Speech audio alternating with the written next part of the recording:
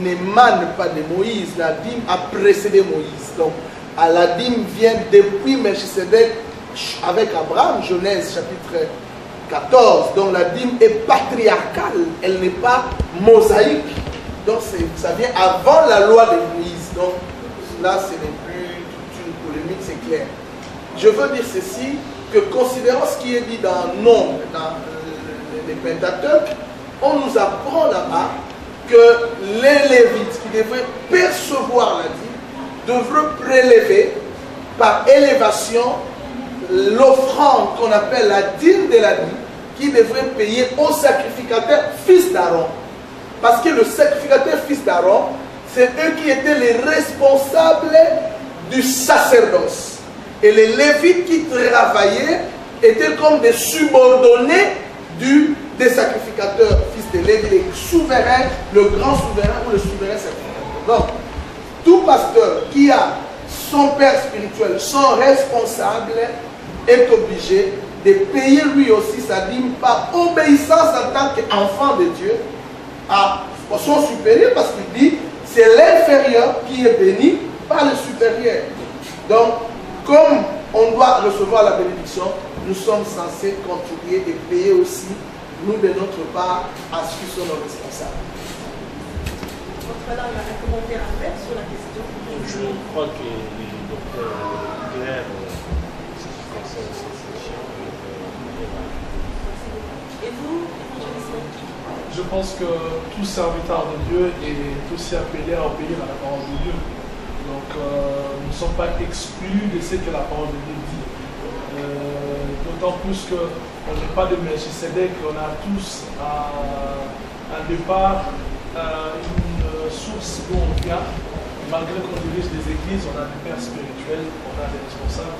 Bien aimés, on est obligé, on est aussi appelé à respecter cette parole qui dit nous devons prélever la dîme de la dîme et le donner au sacrificateur et fils d'Aaron. Donc c'est totalement exact.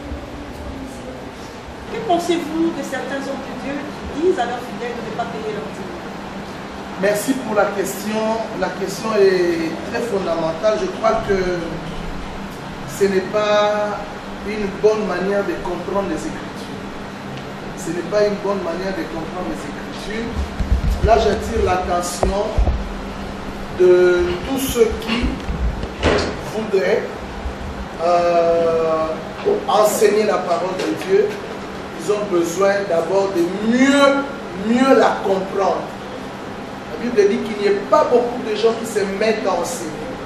Parce que nous, les enseignants, nous serons sévèrement jugés. Donc, quand vous voulez enseigner, ne croyez pas que vous avez tout compris ou vous connaissez tout. Apollos enseignait avec exactitude. Mais un jour, il a trouvé Priscille et Aquilas qui lui ont montré avec plus d'exactitude la voie de Dieu. Je veux dire, tous les amis qui voudraient enseigner ou qui ont enseigné qu'il ne faut plus payer la dîme doivent rectifier le tir pour réexpliquer que dans le Nouveau Testament, il n'est pas question de la dîme avec Jésus, il est question de la totalité. Donc, qu'ils disent tout haut, comme vous ne voyez pas le mot dîme dans le Nouveau Testament, mais Jésus a dit tout donner. Le Nouveau Testament parle de la totalité. Qu'ils expliquent aux fidèles de donner la totalité. Parce que arrêter de ne plus payer la dîme, ce n'est pas dire la vie. Et comme les gens ont du mal à donner la totalité dans la pensée du Christ, il faut dire aux gens, commencez par payer la dîme pour évoluer vers la totalité. Et donc, j'ai pris qu'ils comprennent et qu'ils rectifient les tirs avec amour de Christ. Apôtre Lana, êtes-vous aussi de la même avis? Oui, bien sûr, parce que la parole de Dieu, ce n'est pas seulement l'Ancien ou le Nouveau Testament, c'est toute la Bible. Nous sommes enfants de Dieu, nous devons considérer toute la Bible comme étant la parole de notre Père et nous sommes obligés de lire toute la totalité de la parole de Dieu. Nous ne devons pas considérer une partie pour ne pas mettre en pratique l'autre. si nous lisons quelque chose que Dieu nous a recommandé et nous nions cela, nous recommandons une autre chose contraire à ce que Dieu nous a dit, c'est que nous ne marchons pas selon la parole de Dieu. Nous devons appliquer la parole de Dieu. C'est l'Éternel qui nous a dit payer la prix. Et si nous disons, nous enseignants, nous orateurs, nous disons aux fidèles qui nous écoutent de ne pas faire ça, c'est que nous sommes contre l'Éternel, contre la parole de Dieu. Nous n'agissons pas selon la pensée de l'Éternel. Nous devons considérer toute la parole. Dans la Bible, il y a des choses complexes. Il y a des choses que tous n'ont pas la facilité de transmettre. Si vous n'êtes pas en mesure d'enseigner un sujet interne, il vaut mieux ne pas aborder ce terme que de dire des bêtises. Ça, c'est vraiment ce que je peux dire aux bien-aimés qui nous écoutent. Si vous avez la facilité de prêcher, il faut chercher à comprendre qu'est-ce que vous allez transmettre aux enfants de Dieu. Si vous ne comprenez pas, n'essayez pas d'aborder ce terme. Merci.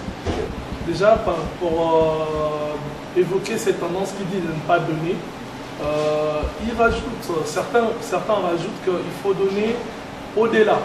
Mais ils ne veulent pas donner la pensée réelle de Jésus qui est de la totalité. Parce que peut-être que les gens qui affirment cela ont peur de dire la totalité. Ils disent qu'on peut donner au-delà. Mais ils ne disent pas réellement quelle est la vraie pensée du Seigneur. Ils avouent, qu'ils disent au peuple de Dieu la vraie pensée du Seigneur. Et moi, j'aimerais dire par rapport à la dîme, c'est que la Bible dit la loi de la sémence et de la moisson, c'est une loi perpétuelle. C'est une loi perpétuelle. Dieu lui-même nous dit d'être ses imitateurs. Il est le premier à donner le tout ce qu'il avait. Il est le premier à faire le premier acte à donner. Dieu ne fait que donner son amour. Il nous donne son amour à chaque circonstance. Et bien aimé, pourquoi on dira au peuple de Dieu aujourd'hui de ne pas donner? Moi, je pense que c'est une pensée, permettez, entre guillemets, diabolique. Il veut appauvrir le peuple de Dieu. Déjà, au niveau de la parole, on a une carence. On veut encore amener une pauvreté au niveau de la vie de donner. Je pense que c'est très dangereux. On est dans une piste qui est vraiment très très glissante. Moi, que le peuple de Dieu se ressaisisse, qu'ils comprennent quelle est la pensée de Dieu. Dieu, c'est un Dieu qui bénit lorsqu'on arrive à donner le meilleur de soi. Amen. Que Dieu vous bénisse. Oui, cher homme de Dieu, nous avons une dernière question. Elle est tellement épineuse que nous vous demandons sincèrement de répondre avec toute franchise. Un homme de Dieu qui se méconduit, qui est dans la débauche, qui sort avec les filles de son église, mérite-t-il toujours de percevoir la dîme? Je voudrais dire à l'intention de tous ceux qui nous suivent, je l'ai dit au tout début, que lorsque nous payons la dîme, nous ne payons pas la dîme aux hommes. Parce que si nous avons dans l'esprit le fait que nous payons aux hommes, nous allons lâcher. Un jour, pas forcément à cause de la méconduite de l'homme de Dieu, même son enrichissement peut te rendre jaloux jusqu'à dire bon, je ne paye plus parce qu'il s'enrichit derrière mon dos. Donc nous donnons à Dieu, nous payons à Dieu. Ce que Dieu fait avec son serviteur n'est plus mon problème. Tout serviteur, je n'encourage pas la méconduite, est censé vivre dans la sanctification, être le modèle du troupeau. C'est ce que nous dit la Bible. Mais les liens qui l'unit avec Dieu, ça ne regarde que lui et son Dieu. Si moi je voudrais le regarder dans tout ce que j'aurais à faire, pas même au sujet de la Bible, même sur ma conduite, je peux aller, je peux fuir, je peux partir. Mais comme je dois chercher ma bénédiction, je paye à Dieu les restes de Dieu qui fait avec son serviteur. Si un jour, Dieu qui est le responsable veut rentrer en jugement avec son serviteur, c'est Dieu et lui. Moi je paye à Dieu. Et le reste, c'est pas vrai. Merci, je suis tellement d'accord avec ce que l'homme de Dieu a dit, donc j'aimerais rajouter. Moi, c'est que je vais juste rajouter, je suis entièrement d'accord, mais je vais juste rajouter que, étant à la tête du troupeau, nous sommes un modèle, nous devons être un modèle, nous condamnons fermement avec fermeté, comme la parole le dit, toutes les méconduites, toutes les abus qui peuvent avoir dans la vie des hommes de Dieu, parce que cela aussi est un frein pour l'évangile, est un obstacle pour les gens qui viennent, les gens qui veulent donner leur vie à Jésus. Mais cela n'empêche pas un fidèle d'obéir à la parole de Dieu. Il devrait être obéissant par rapport à la parole de Dieu, et nous aussi les hommes de Dieu, nous sommes appelés à vivre droitement et être honnêtes dans notre comportement, vraiment que le Seigneur bénisse tout le peuple de Dieu par rapport à la parole. Pour un mot de la conclusion, je remets la parole au docteur Kama. Merci ma sœur. Je voudrais conclure, chers amis, vous qui nous suivez, que nous avons été bénis pendant ces 3 jours avec ce thème de la dîme. En conclusion, nous disons que la dîme existe dans la Bible, elle doit être payée, elle doit être obéie. La Bible veut que nous allions plus loin, que nous nous donnions nous-mêmes à Dieu et que nous donnons plus que ce que nous avons, au-delà de ce que nous avons.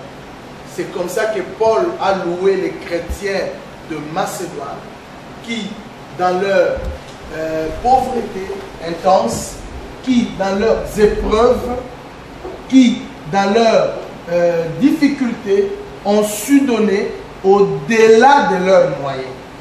Et c'est comme cela que nous devons nous comporter. La pratique de la Bible est biblique. Allez-y, rentrez dans vos églises, recommencez à payer, recommencez à donner à Dieu, c'est pour votre bénédiction. Si on vous empêche de donner, on vous empêche d'être béni, et ce n'est pas de Dieu, cela ne vient pas de Dieu. Que Dieu vous bénisse et qu'il vous protège afin que nous continuions toujours à exercer son ministère et que vous soyez toujours bénis. Merci. Oui, chers téléspectateurs, vous venez de suivre les interventions de nos hommes de Dieu concernant la dîme dans sa compréhension biblique. Donc, pour différentes questions, vous pouvez nous joindre sur les adresses suivantes. Le Saron Paris, qui se situe au 168 avenue Paul Vaillant-Couturier, 93 120 à la Courneuve avec l'évangéliste Christian Maïki. Et pour le Saron Bruxelles, nous sommes au 57 rue de l'Instruction à 1070 Anderlecht avec le docteur Kama à Bruxelles. Et pour la communauté de l'église évangélique, gagner les âmes pour le Seigneur, GAS possible. Il se situe sur 6 rue Verbois 93 10 à Montreuil avec l'apôtre Langa. Bien-aimés dans le Seigneur, vous qui venez de nous suivre, nous voulons vous dire que nous allons commencer une session de formation des serviteurs de Dieu ici à Paris, au sein de l'église de Saron. Donc, je crois que le programme vous sera communiqué ultérieurement par l'évangéliste Christian, parce que nous croyons que les serviteurs de Dieu doivent se faire former afin de répondre aux besoins du moment. Nous sommes en plein 21e siècle, ça je ne cesserai de le dire, qu'il est impérieusement important à tous ceux qui veulent conduire le peuple de Dieu de recevoir une formation utile qui les conduira à mieux faire dans ce travail. En même temps, nous passons tous les mardis sur la chaîne de YahvéTV.com, donc www.yahvétv.com, Yahvé avec YAHVE, TV.com, tout le mardi à partir de 21h10 en direct. Suivez-nous et posez-nous des questions. Là, nous traitons divers sujets qui peuvent nous édifier pour la gloire du Seigneur. Nous vous remercions de nous avoir suivis. Merci beaucoup. Que Dieu vous bénisse et à la prochaine.